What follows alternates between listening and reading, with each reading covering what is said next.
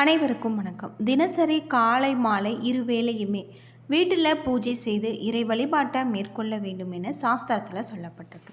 கோவிலுக்கு சென்று வழிபடுவதாக இருந்தாலும் வீட்டிலேயே வழிபாடு செய்வதாக இருந்தாலும் அதற்காக சில வரைமுறைகளை வகுத்து வைக்கப்பட்டிருக்காங்க. அந்த முறைப்படி நம்முடைய வழிபாட்டை மேற்கொண்டால் அதற்கான பலனை முழுவதுமாக பெற முடியும். இன்றைக்கி நம்ம இந்த வீடியோவில் வீட்டு பூஜை அறையில் எப்படி தீபம் ஏற்ற வேண்டும், எந்த தீபத்தை நம்ம வீட்டில் ஏற்றினால் நம்முடைய வீட்டில் இருக்கக்கூடிய வறுமை தீரும் அப்படிங்கிறத பற்றி தான் தெரிஞ்சுக்க போகிறோம். வீடியோவை கடைசி வரைக்கும் ஸ்கிப் பண்ணாமல் பாருங்கள். நம்ம சேனலை நீங்கள் இன்னும் சப்ஸ்கிரைப் பண்ணலைன்னா மறக்காமல் சப்ஸ்கிரைப் பண்ணிவிடுங்க. வாங்க வீடியோக்குள்ளே போகலாம்.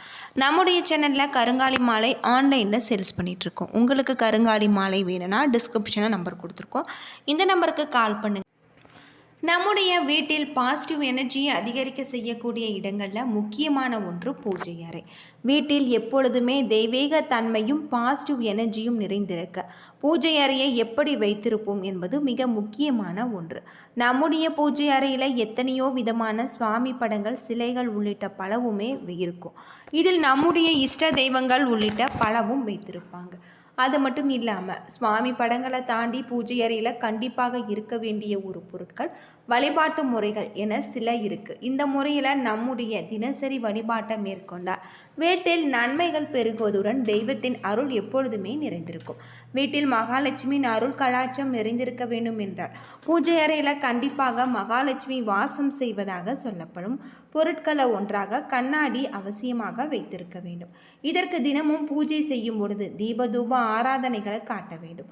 இந்த கண்ணாடியில் தெய்வத்தின் உருவமும், அமாவாசை போன்ற நாட்களில் நம்முடைய வீட்டிற்கு வரக்கூடிய முன்னோர்களின் உருவமும் பிரதிபலிப்பதால் அவர்கள் அருள் ஆசியும் வீட்டில் நிறைந்திருக்கும். அதே போல் பூஜை அறையில் எவ்வளவு விலை உயர்ந்த தங்கம், வெள்ளி போன்ற பொருட்களால் ஆன விளக்கு, விலை உயர்ந்த குத்துவிளக்கு இருந்தாலுமே அவசியம் ஒரே ஒரு அகல் விளக்காவது ஏற்றி வைத்து வழிபாடு செய்ய வேண்டும். வீட்டில் இருக்கக்கூடிய தெய்வ சிலைகள், அது மட்டும் இல்லாமல் படங்களுக்கு பூஜை செய்யும் பொழுது வெறும் விளக்கு ஏற்றி வைத்து பூஜை செய்யக்கூடாது. கண்டிப்பாக ஏதாவது நெய்வேத்தியம் படைத்து தான் நாம் பூஜையை செய்ய வேண்டும். நெய்வேத்தியமாக தினமும் ஒரு உணவு சமைத்து படைக்க முடியவில்லை என்றாலும் சிறிது கற்கண்டாவது வைத்து நாம் பூஜை செய்ய வேண்டும். வீட்டில் காமாட்சி அம்மன் விளக்கை நாம் பிறருக்கு தரக்கூடாது அப்படின்னு சொல்லப்படுது. அது மட்டும் இல்லாமல் காமாட்சி அம்மன் விளக்கு ஏற்றுவதன் மூலம் நிறைய நன்மைகள் ஏற்படும். கழுத்தை நெருக்கும் கடன் தொல்லை இருந்தால் காலை மாலை என 2 வேளையுமே நம்ம காமாட்சி அம்மன் விளக்கை ஏற்றி பூஜை செய்வதால் 48 நாட்கள் உங்களுடைய கோரிக்கை நிறைவேறும்.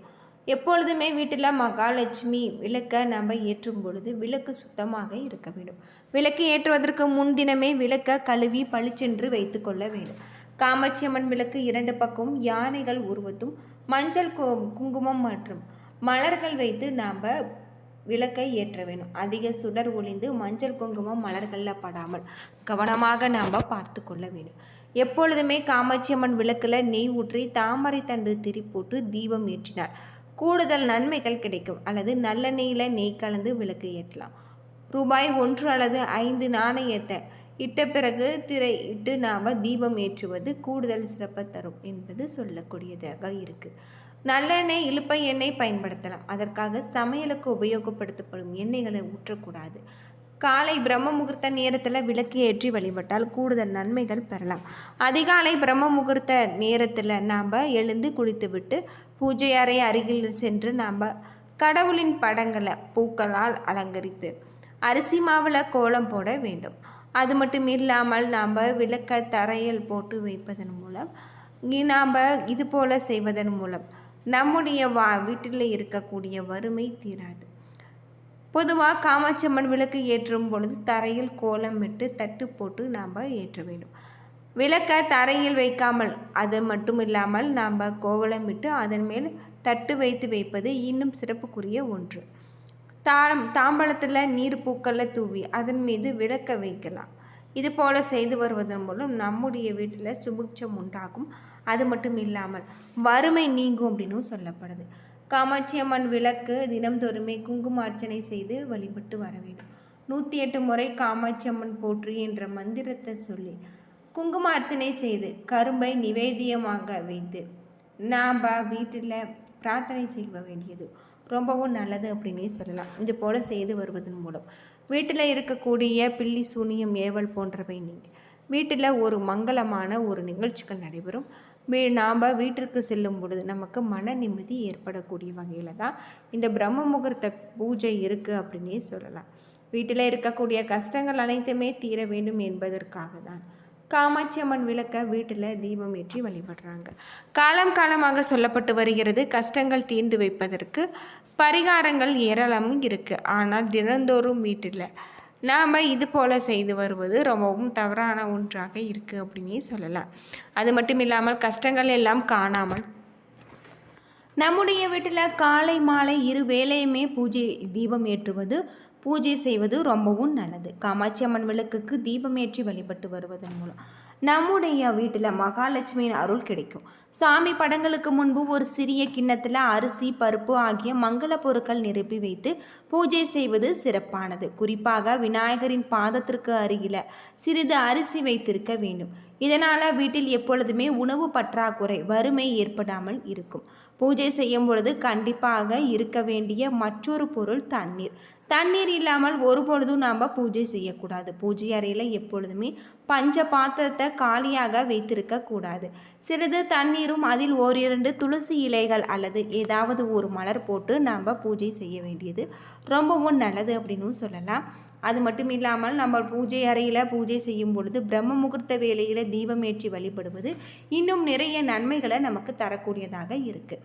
வீட்டு பூஜை அறையில் மிக முக்கியமான இடங்களில் பூஜை அறை சொல்லப்படுது. தெய்வீக சக்தியானது வீட்டில் குடிக்கொள்ளும் இடம் பூஜை அறை என்பதால் வீட்டு பூஜை அறை எப்படி இருப்பது என்பதை தெரிந்து நாம் அதுபோல் செய்வது நல்லது. வீட்டில் விபூதி குங்குமம் ஆகியவற்றை தனித்தனியாக வைத்திருக்கக்கூடாது. அதை சிவனையும் சக்தியும் குறிக்கக்கூடிய பொருளாகும். இதனால் ஒரு தட்டில் திருநீர் குங்குமம், அது மட்டும் இல்லாமல் ஒரு பஞ்ச பாத்திரத்தில் தண்ணீர், சிறிது பூ இருக்கும்படி சேர்த்து வைக்க வேண்டும். பூஜை அறையில் எப்பொழுதுமே ஒரு பாத்திரத்தில் அல்லது சிறிய வாயில் தனியாக தண்ணீர் வைத்திருக்க வேண்டும். சிறிது பன்னீர் கலந்தும் வைக்க வேண்டும். பூஜை அறையில் எப்பொழுதும் ஊதுபத்தியின் சுகந்தமான வாசனம் நிறைந்திருக்கும்படி வைத்திருக்க வேண்டும். பூஜை அறையில் காமாட்சி அம்மன் விளக்கில் மகாலட்சுமி அல்லது காமாட்சி தெய்வத்தின் மீது நாம் தீபத்தின் அனல் பராதவாறு சிறிய சுடராக விளக்க நாம் ஏற்றிவிட வேண்டும். காமாட்சி விளக்குக்கு முன்பு சிறிதளவு பால் வைத்து அதையும் சேர்த்து வழிபாடு செய்வது இன்னும் சிறப்பானது. அத்தோடு ஏக தீபம் மணி ஆகியவற்றை வீட்டில் வைத்திருக்க வேண்டும். மணி வீட்டில் இருந்தால் வீடு முழுவதும் எப்பொழுதுமே ஓம்கார நாதம் நிறைந்திருக்கும். வீட்டில் நேர்மறை ஆற்றல் அதிர்வறைகள் அதிகரித்திருக்கும். பூஜைக்கு பயன்படுத்துவதற்காக வைத்திருக்கக்கூடிய உதிரிப்பூ அல்லது கட்டிய பூ தர்பை புல்லை போட்டு வைக்க வேண்டும். இதனால் அதன் சக்தி மேலும் அதிகரிக்கக்கூடிய வகையில் இருக்குது. பூஜையை துவங்குவதற்கு முன்பு பூஜைக்கு தேவையான அனைத்து பொருட்களையுமே பக்கத்திலேயே எடுத்து வைத்து கொள்ள வேண்டும். அதற்கு பிறகு கவனத்தை சிதறவிடாமல் பூஜை செய்தால் அந்த பூஜையின் முழு பலனை நமக்கு கிடைக்கும். பிரச்சனை, சண்டை சச்சரவு, மன வருத்தம் அடிக்கடி இருக்கும் இடங்களில் சுவாமிக்கு இளநீர் வாங்கி நைவேத்தியமாக படைத்து வழிபடுவது மிக சிறந்த பரிகாரமாக அமையும். கோவிலில் இருப்பது போன்று தெய்வீக தன்மையுடன் வீட்டில் பூஜை அறையும் நாம் வைத்திருக்க வேண்டும். அது மட்டும் இல்லாமல் தினமும் வீட்டில் விளக்கேற்றி பூஜை செய்தால் வீட்டில் அனைத்து விதமான செல்வங்களும் நிறைந்திருக்கும் அப்படின்னும் சொல்லப்படுது. கட்டாயம் பூஜை அறையில் நாம் இது போல் செய்து வருவது சிறப்புக்குரிய ஒன்றாக இருக்குது. காலை மாலை 2 வேளையும் தீபம் ஏற்றி வழிபட்டு வருவதன் மூலம் வீட்டில் இருக்கக்கூடிய எதிர்மறையான சக்திகள் நீங்கி நேர்மறையான சக்திகள் உண்டாகும். மகிழ்ச்சி, ஆரோக்கியம், பொருளாதாரம் பெருக வேண்டுமானால் சில முக்கியமான விஷயங்களையும் நம்ம கடைபிடித்து பூஜை செய்வது ரொம்பவும் நல்லது அப்படின்னு சொல்லப்படுது.